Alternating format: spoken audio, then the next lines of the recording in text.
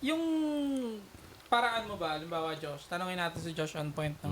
Kapag, di ba kasi marami nagtatanong sa atin ng mga lalaki na ayaw sumunod ng GF ko. Ito common problem ng mga lalaki ngayon, di ba? Ayaw makinig sa kanila nung chick nila. Nagiging hubadera daw, thirst trap, or nagka-clubbing. Ikaw, anong take mo doon? Ikaw muna.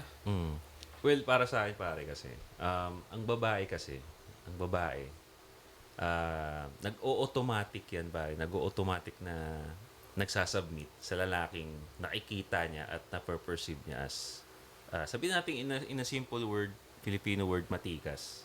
Diba? Automatic yan.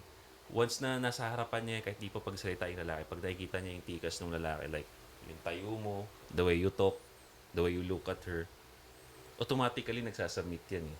No, pag hindi kanya na-perceive as, sabihin na natin, ay maraming may ayaw ng word na to, alpha male, no? Pero kasi, sa dating scene, sa relationship, kasama talaga yan, yung alpha male na term na yan.